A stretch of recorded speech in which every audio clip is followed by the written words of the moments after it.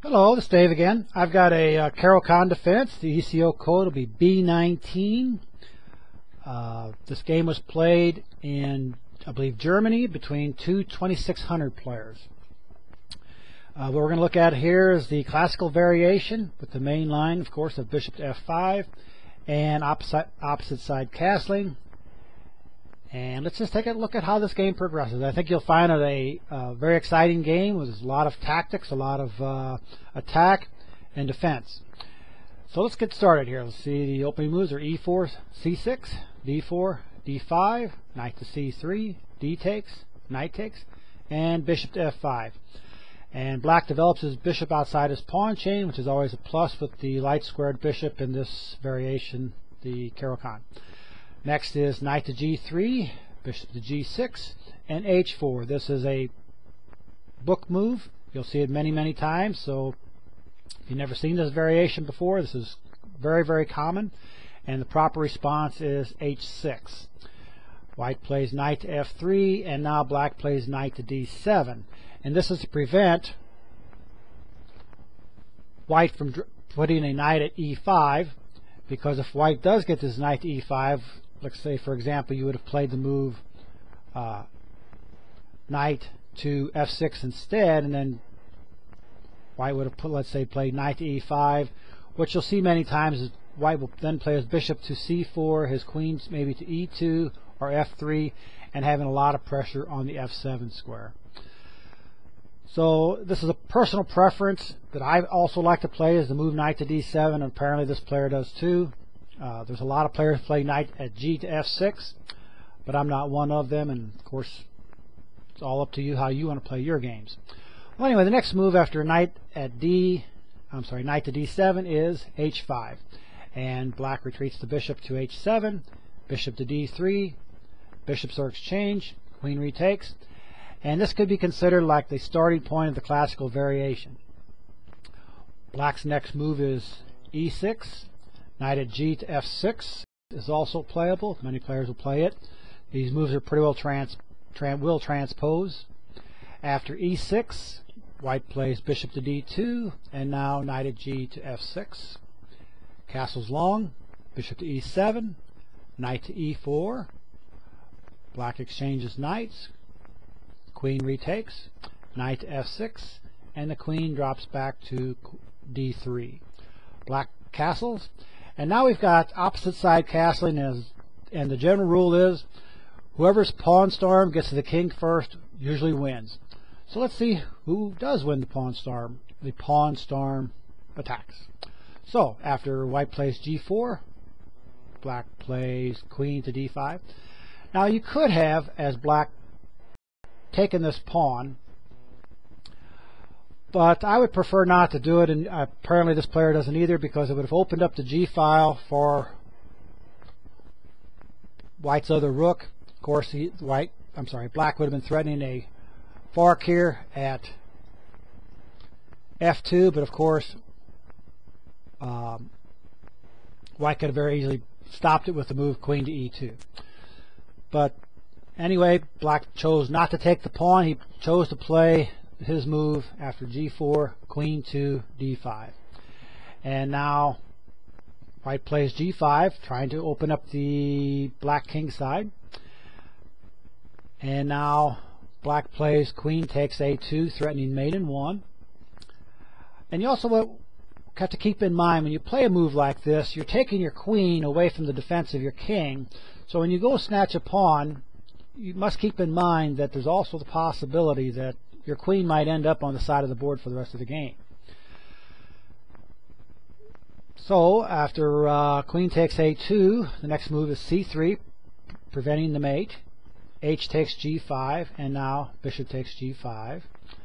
Black begins his pawn storm with a5, h6, trying to open up the h file. Black plays g6, and now knight to e5, and this knight pressures the light squares in black's position. Black plays king to h7, and now rook at d to g1. Next is a4, bishop takes f6, a3, White plays b takes a3, and now bishop takes f6. And the next move is a very good and strong move by white. He completely shatters the pawn structure around the black king. He plays knight takes f7. And the only move really is rook to g8. If black would have decided to take the knight, he would have found himself in big trouble with queen takes g6 check, king to h8, and then queen takes f7, and white would be in the driver's seat. But in the game, black chose the correct move and he played rook to g8. White continues with f4. Black plays rook takes a3, queen to c2, trying to entice black to exchange queens. Black declines by playing queen to d5, and now queen to b2, rook to b3, and now the queen moves back to c2. Black advances his pawn to b5. White plays rook to h5. Of course, black cannot take this rook because of the pin here. Black plays queen to c4, and now rook to c5, attacking the queen. Black plays queen to a4, and I think if you take a moment here and you look, this is has been a very exciting game. There's been a lot of tactics, a lot of attack, a lot of defense. Both kings are like hanging by a thread. There just seems like each side is just one move away from ending this game. It's a checkmate. It's one of the reasons why I chose this game to show it to everyone. And the next move for white is king to d2. Black plays b4, and now white plays rook to a1. This turns out to be the beginning of the end for white. A much better move would have been knight to g5, bishop takes g5, f takes g5, b takes c3 check, and now king to e3. And according to Fritz, this position would have been equal. But back to the game after b4, and white had played rook to a1. What white was looking to do was to exchange rooks, kind of hopefully lessen the attack against his king. And for a second, it does look like it works. Black played queen takes a1, queen takes b3, and now black plays rook to a8, bringing his other rook into the attack against the white king. White plays c takes b4, rook to a3 is the next move, and then queen takes e6, and this is the beginning of the end now, absolutely for white. It's not the beginning of the end, it's the end of the end. Anyway, let's see how it finishes out for black.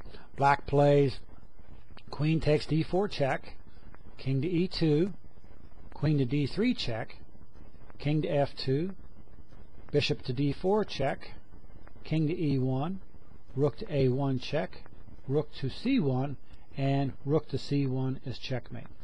So when we go back to this move, when white played after black played rook to a3, and he took rook takes e6, white was kind of in a bad position here. There wasn't a whole lot he could do, but by simply taking his queen out of the defense of his king by playing queen takes e6, his queen is no longer there to defend his king. So even though if he maybe was, there's some other moves here that he could have played, just simply by taking this pawn, his queen is completely out of play, and it just made black's mate very simple for him. Well, anyway, that was the game. I hope you enjoyed it, and hopefully I'll have some more videos later on. So anyway, I hope everyone has a good day, and take care.